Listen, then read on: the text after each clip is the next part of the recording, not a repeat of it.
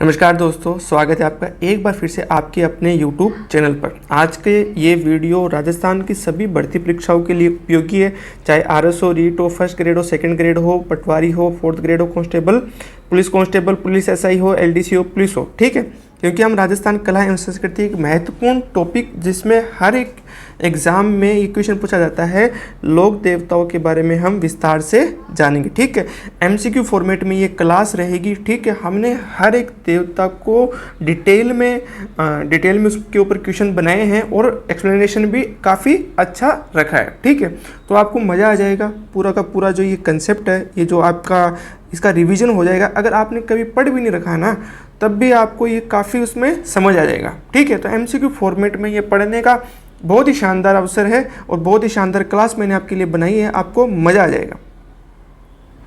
ठीक है, इसमें ऐसे है कि सबसे पहले आपको क्वेश्चन दिखेगा, 4 ऑप्शन है। आप वीडियो को पॉज करके आप पहले आंसर क्लिक भी कर सकते हो। आप एक इसको एज ए टेस्ट भी ले सकते हो। ठीक है, आप फिर यहाँ पे आपके सामने क्वेश्चन आएगा, आंसर आएगा, एंड देन नेक्स्ट स्लाइड में आपको मिलेगा इसका डिटेल एक्सप्लेनेशन।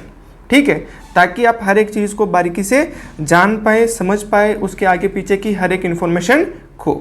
ठीक है दोस्तों, तो शुरू करते हैं। हमारा बहुत ही धांसू, धुआंधार और गजब का सेशन है, मज़ा आ जाएगा आपको। तो राजस्थान के 5 पीरों में गोगा जी के साथ शामिल अन्य पीरों में से कौन नहीं है? ठीक है, तो जो 5 पीर हमारे यहाँ माने गए हैं राजस्थान में, ठीक है, तो उसमें एक तो गोगा जी है, ये क्वेश्चन में ही बता दिया। ठीक है, कौन नहीं है उसके बारे में डिस्कस करेंगे। तो पाबू जी है, हरबू जी है, मेहा जी है, तेजा जी नहीं है। ठीक है दोस्तों, तेजा जी जो है वो इनकी गिनती 5 पीरों में नहीं होती है। आगे विस्तार से जानेंगे। तो राजस्थान के 5 पीरों में पाबू जी हैं, हड़बू जी है, रामदेव जी है, मांगलिया जी है और मेहा जी है। ठीक है, तेजा जी का नाम इसमें शामिल नहीं है। तेजा जी नाग पूजक देवता हैं, योद्धा हैं, लेकिन उन्हें 5 पीरों में उनको नहीं गिना जाता है। काफ़ी इंपॉर्टेंट क्वेश्चन है, हर एक एग्ज़ाम में इसके इर्द गिर्द क्वेश्चन पूछा जाता है। जैसे पाबू, हरबू, रामदेव, मांगलिया, मेहा, 5 पीर पधारजो, गोगा जी जेहा। ठीक है,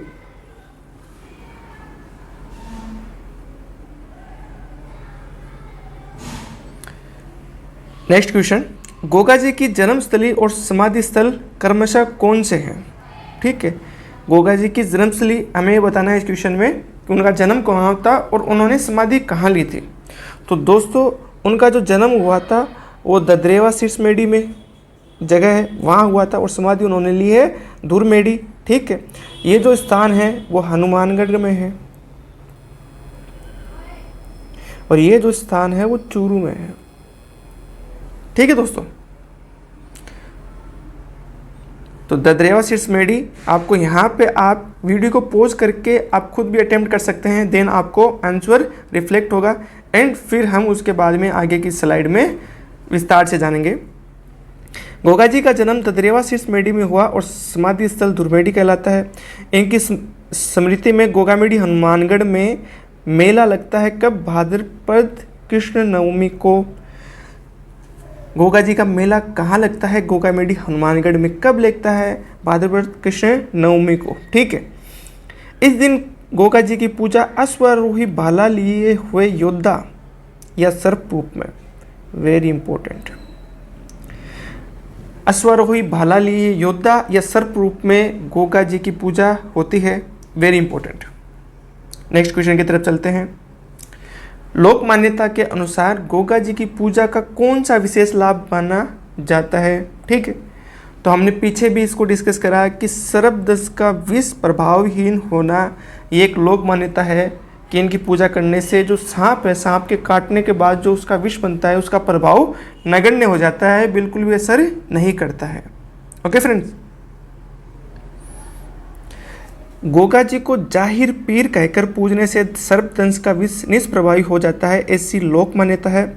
गांव में इनके पत्थर पर उत्कीर्ण सर्प मूर्ति युक्त स्थल प्राय खेजड़ी के पेड़ के नीचे होते हैं। ठीक है, ये जो खेजड़ी का पेड़ है इनके नीचे पत्थर किण सर्प मूर्तियुक्त स्थल होते हैं।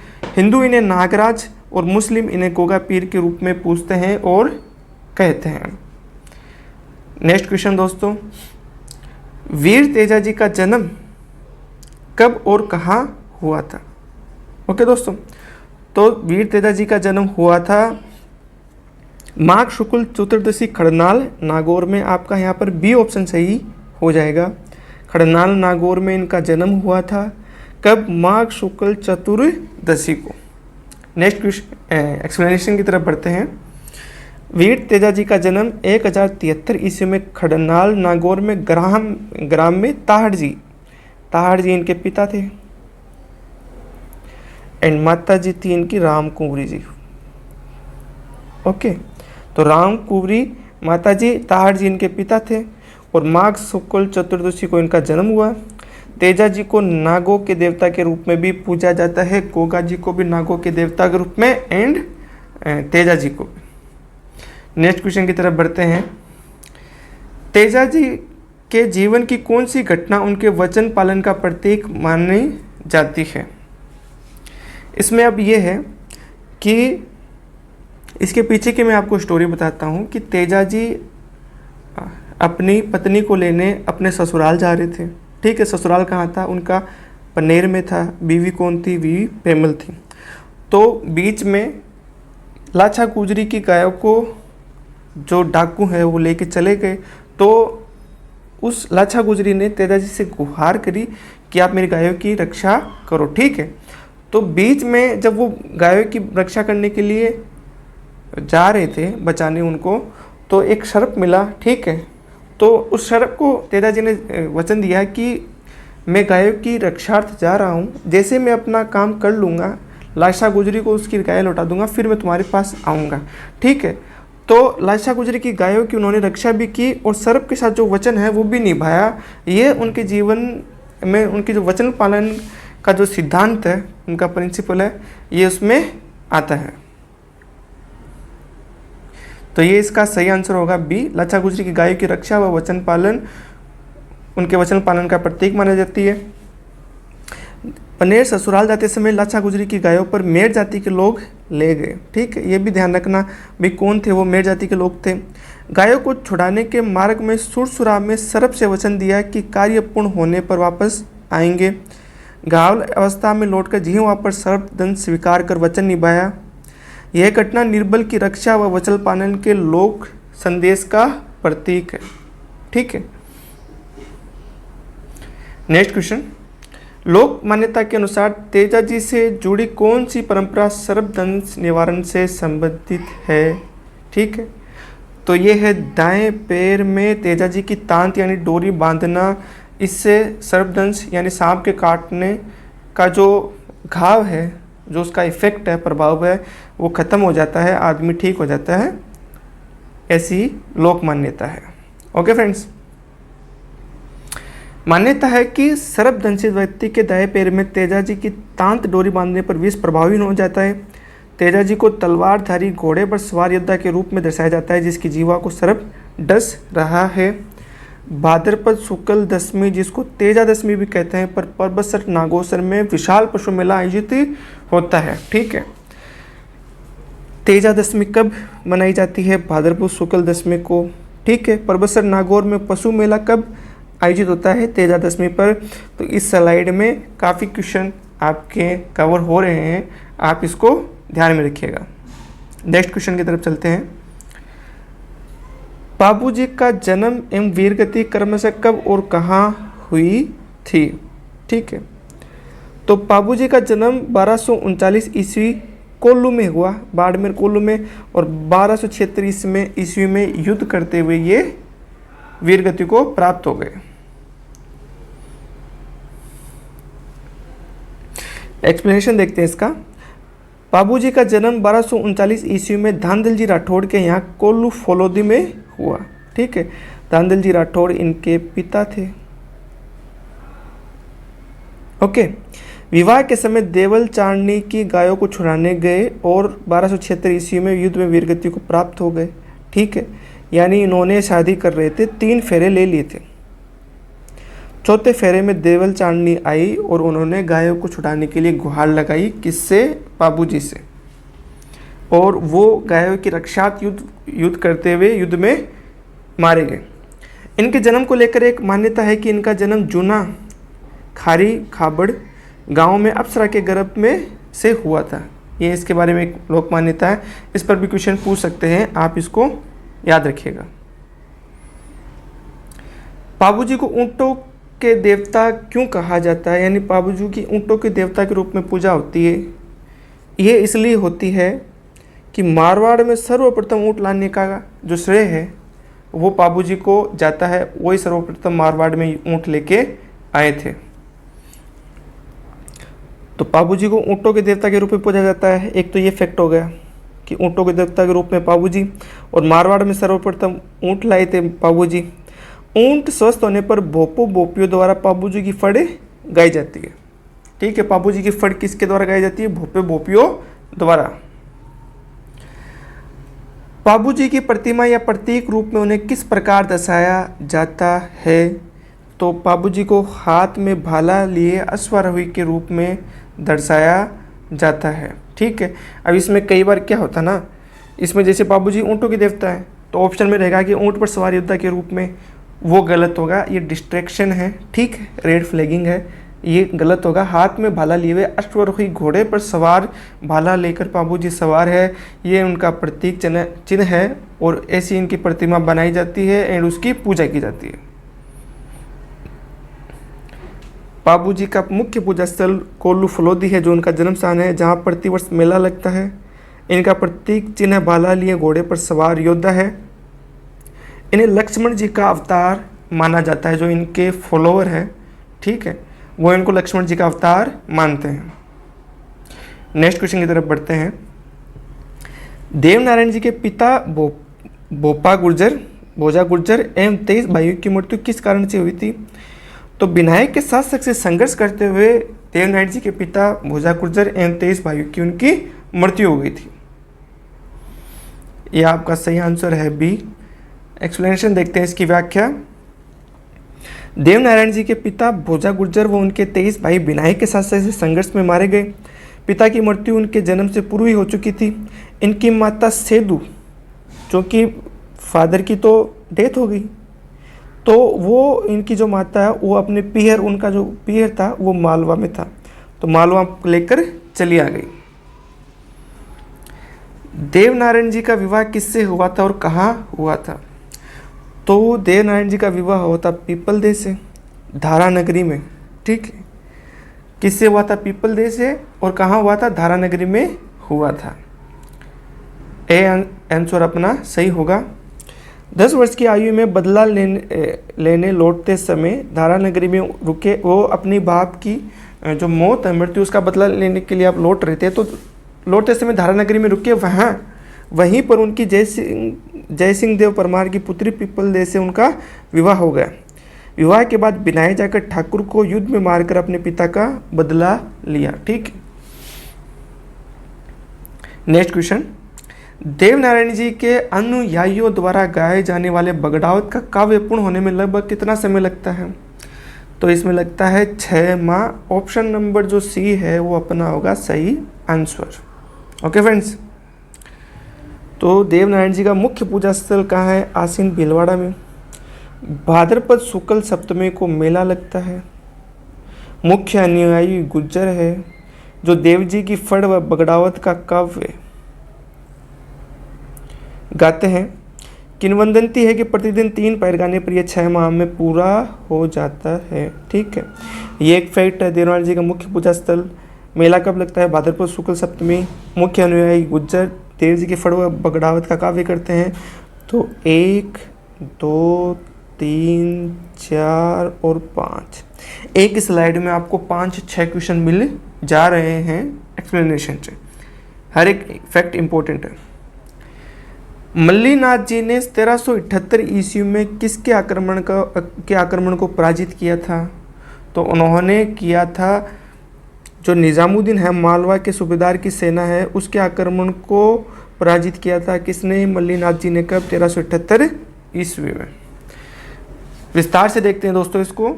1378 ईस्वी में मल्लिनाथ जी ने फिरोज तुगलक के जब जो पूरे हिंदुस्तान का जो सुल्तान था, शासक था, वो फिरोज तुगलक था, मालवा का सूबेदार निजामुद्दीन था, और उस निजामुद्दीन की जो सेना थी उसको मल्लिनाथ जी ने 1378 ईस्वी में हराया।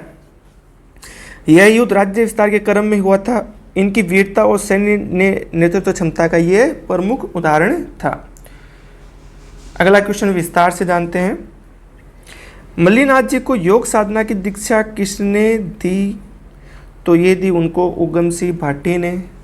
मल्लिनाथ जी को योग साधना की जो दीक्षा उगम सिंह भाटी ने दी, इसलिए ऑप्शन नंबर ए आपका सही आंसर होगा। 1389 ईस्वी में रानी रूपा दे की प्रेरणा से मल्लिनाथ जी उगम सिंह भाटी के शिष्य बन गए।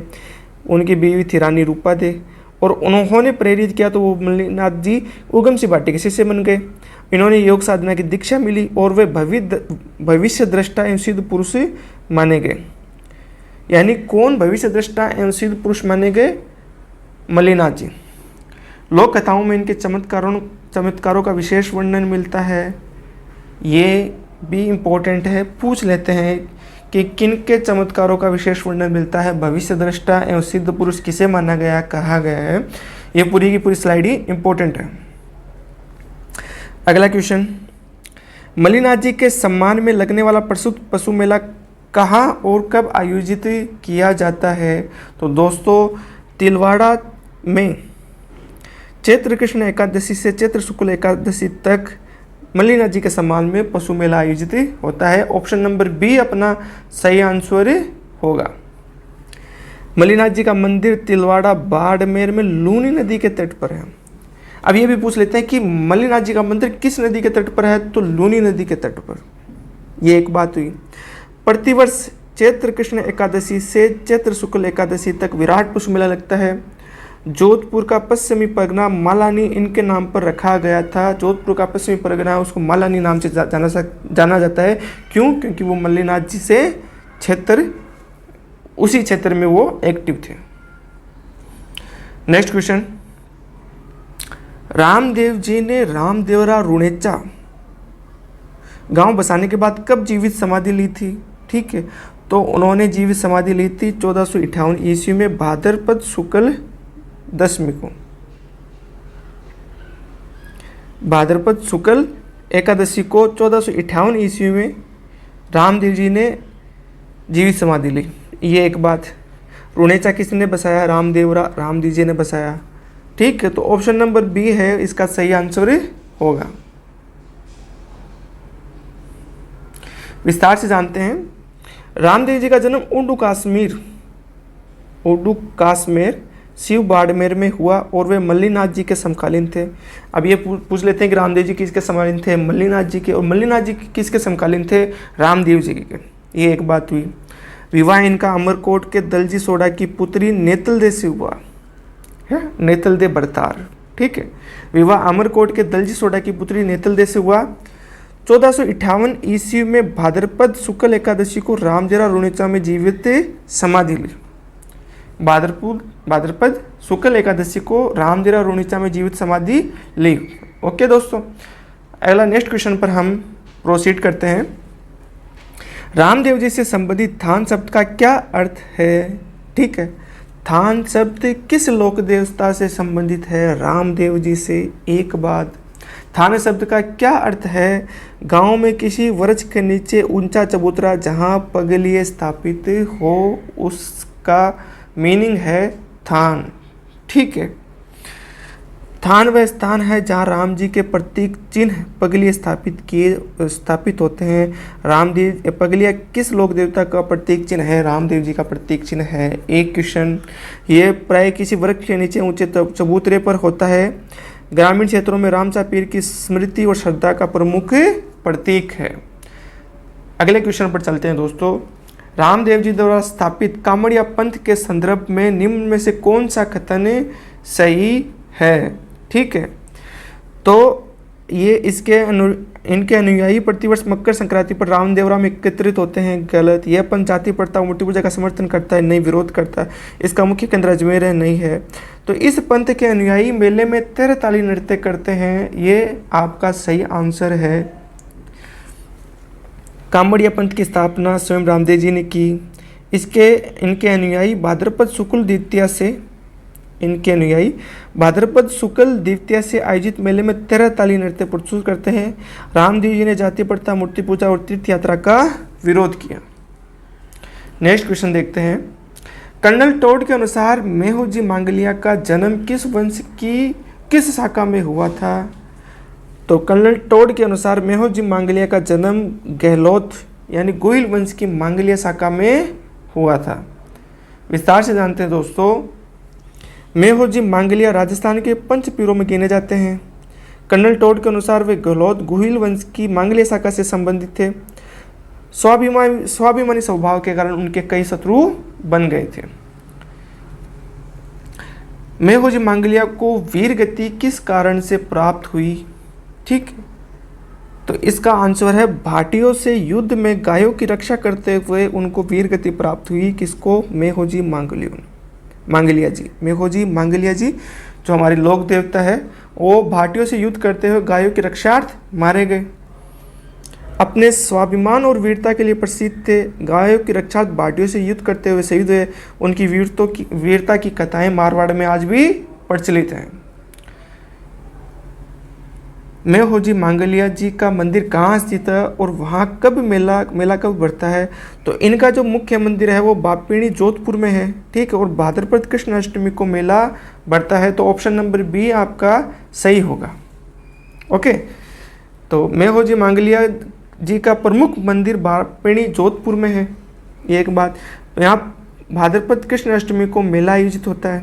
लोक देवता के रूप में उनकी जन सेवा व संरक्षण कार्य की स्मृति में यह आयोजन होता है। दोस्तों, हरबू जी किस शासन के समकालीन थे? Very important question, very important question.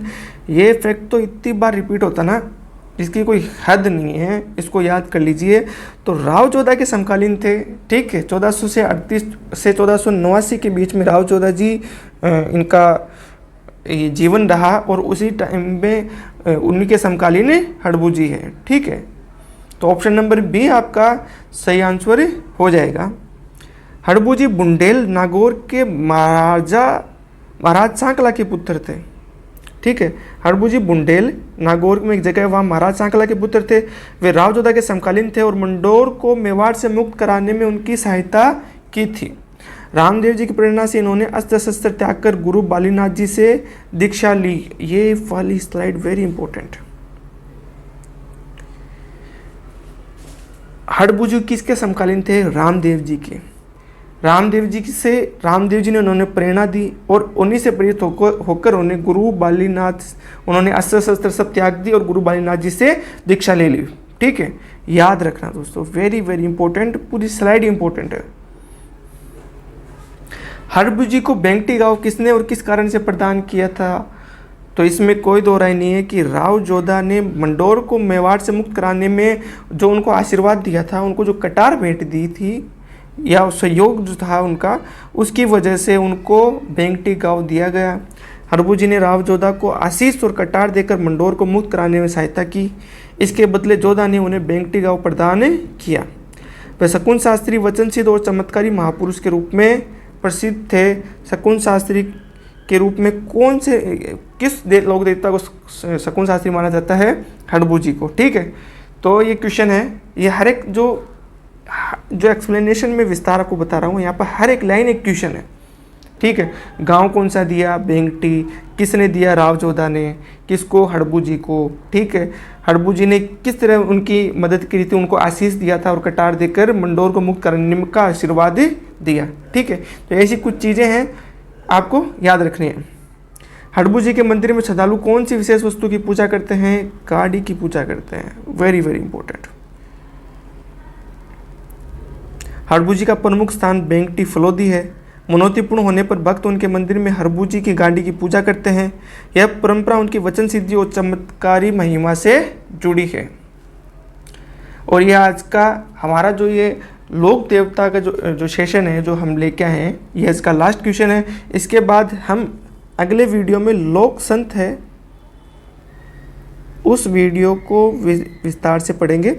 ठीक है, तो अकबर के चित्तौड़गढ़ दुर्ग जो चित्तौड़ दुर्ग है, आक्रमण के समय अपूर्व वीरता दिखाने वाले 4 हाथों वाले लोक देवता के रूप में कौन प्रसिद्ध है?